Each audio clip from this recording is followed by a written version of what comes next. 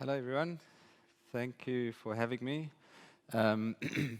Just a bit of background about myself, I think will help you understand where I come from and why we do what we do. I'm an engineer by training and started our first business. Me and my partner Daniel was also my co-founder as an ad tech business where we were Facebook's partner in Africa, and we serviced businesses across verticals with our software, but we could never really do it for industries like property and car because it's so fragmented. And after we sold that business, we started Flow with a mission to try and enable marketplaces and the property industry specifically as a start to get onto these platforms where we've seen a lot of value. How do I push forward? There we go. So as we know, like the theme of the whole conference is how marketplaces are evolving their revenues. And we're going to, we've been discussing performance-based or advertising-based, and even within the performance-based businesses, marketplaces are doubling down on what's called depth products, right? Featured listings and so on, and how can they continue to monetize it? Or performance-based, going down the road on a per lead or a commission-based, and even value-added products like mortgages, going into mortgages, into CRMs, etc. But fundamentally, for most marketplace businesses that are still advertising, healthy advertising businesses, there's still a massive opportunity to dive deeper into that media wallet of the agency or the dealer, right? And that's because the agency and the dealers are spending their media money across multiple channels, right? Not only on the marketplace, but also on social media, on digital, on outdoor, etc.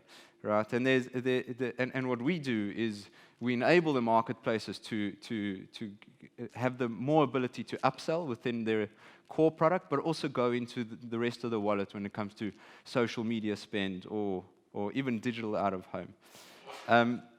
And the issue is, though, that if you are trying to go deeper into that wallet, is that there's so much that you can do within your inventory on your marketplace, right? And I think the key is, if you think about it, if a great portal has a user spending about an hour a month browsing, that same user is spending over 3 hours a day on social media channels, right? So, and that's really where the opportunity lies, is what we call extending your inventory beyond your own portal. The other problem is that if you're trying to go deeper into the into offering more depth product and featured listings and so on your marketplace, you have a challenge with your UX, and again, where the opportunity is to take it offsite. What do I mean, right? So the term offsite extension products is the ability for you to be able to take your inventory, your stock of listings of properties or cars or whatever it is, and automatically create those placements on social media of the content itself, targeting your own audience, right? So that's where it's also called an audience extension product. So you can find your visitors on your marketplace outside of your marketplace, and bring them back to your portal, right, or to your marketplace. And that's really the core product here, and how you start going deeper into it. And just doubling down on this idea of these social media channels and how powerful they are, right? There are 3 billion people. It's almost half the planet that are on these channels, right? Most of them every day.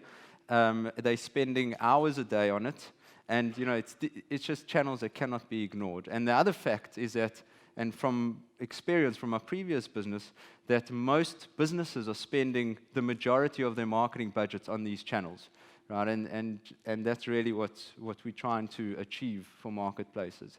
And the experience on these channels and why people continue to come back is the content, right? Is the latest is short form video, which available on TikTok, on Reels, on YouTube Shorts, and these experiences are immersive.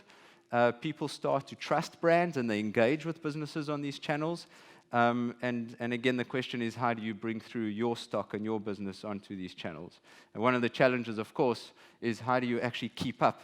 How do you produce this sort of content, which is where our software comes in. We've got some. I'm going to walk you through 3 quick case studies. Some are our clients, some are not.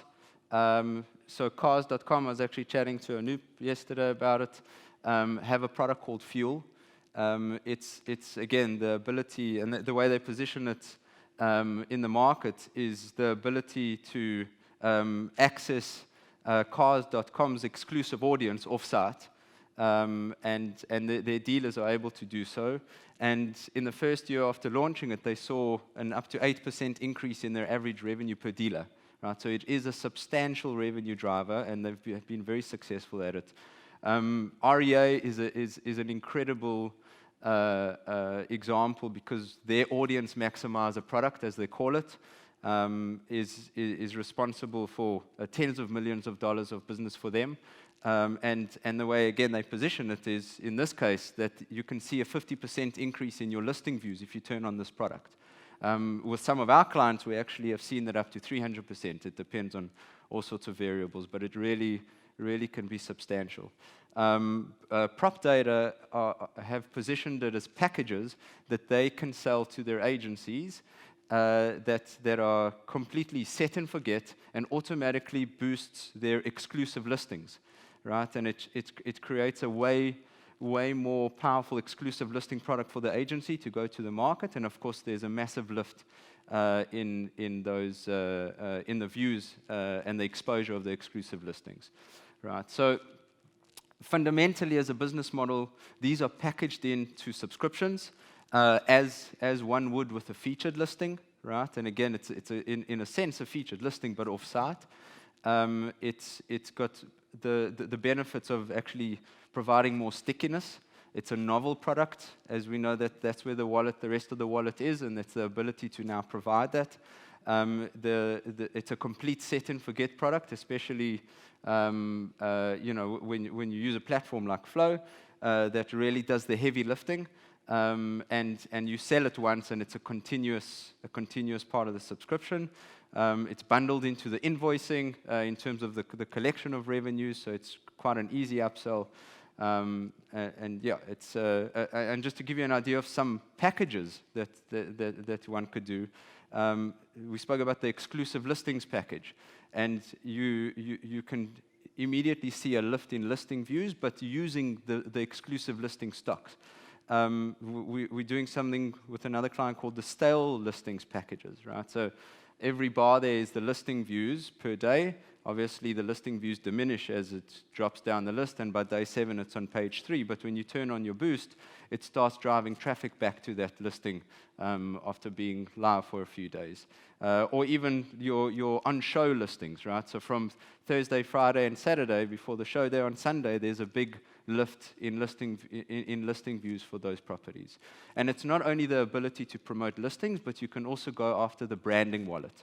Right, so you can now offer branding ads, the ability to do area expert ads or sold stock ads that drive the traffic back to the portal, to the agent profile or the agency profile, and that's another way that you're going a bit deeper after the wallet. So just to summarize the benefits, is that one, it's a recurring revenue, and you really are going to see a lift in revenue. 2, there is a great retention opportunity because it's a novel product. It's one place set and forget product that the agencies or dealers can come to and have it as an offering. There's a big lift in traffic back to the website, to your marketplace, off the back of this product. And again, set and forget in that the heavy lifting is done by a provider like Flow, and it's just something that you continue to onsell.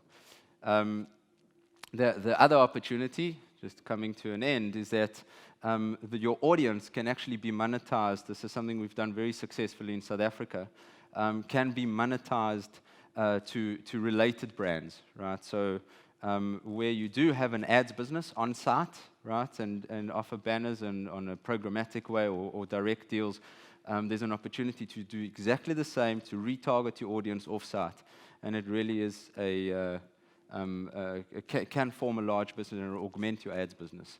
So to end off, our platform is, as I said before, is what does the heavy lifting. You've got the ability to configure your packages. It integrates to your feed, and at any given time, our system, once it's configured, is creating thousands of ads in all the right formats, and really optimizing towards performance. Easy to integrate with APIs or an embedded version, and the ability to pull in analytics and enhance your data as well. Thank you very much.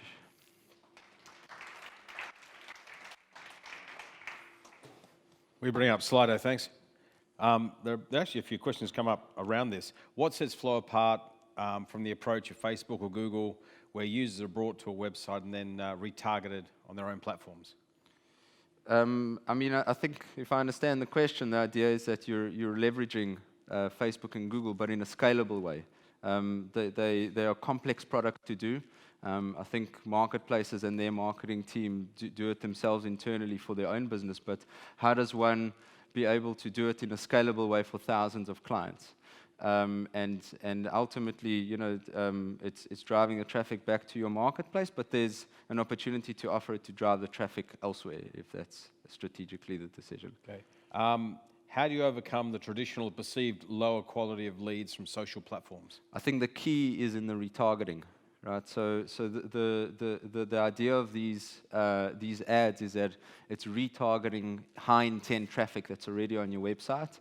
In addition to that, we do a lot of prospecting as well, so it's driving new audiences onto your portal, but generally it's off a lookalike of a model, which is really where the AI comes in, and it's a model of your audiences on your website. So I think that if you do pure prospecting, you do have a risk of lower quality leads, but if it's structured in that way, it can be very successful. Okay, do you have any experience in AI-generated ads on TikTok, Instagram, Facebook? We're investing a lot in TikTok now. It's obviously a massive platform, especially for the younger generation. Out of interest, the older demographic actually are involved in TikTok because we share it on WhatsApp, right? When we get videos, they're generated on WhatsApp. But to answer your question, we're investing a lot into it, and I think that is the opportunity, because you can generate content where the base of the content is the listing or the agent, but using AI, it can completely enhance it, and it's something we're investing in a lot. Yeah, well, I think leads to the last question is, how's AI really going to impact your business? Is it going to drive opportunity, or could it actually put it at risk? It's the opportunity, absolutely, because fundamentally it's an AI business, right? In that it's a performance platform, and it's already trying to find the high quality converting leads. And the AI, once you can train a model to be able to better identify from all the data that we create, will only enhance and provide a bigger return on investment. Okay, Gil, thanks very much. Cool. Love what you guys are doing. Thank you. Excellent. Thanks, Simon. I'll take that.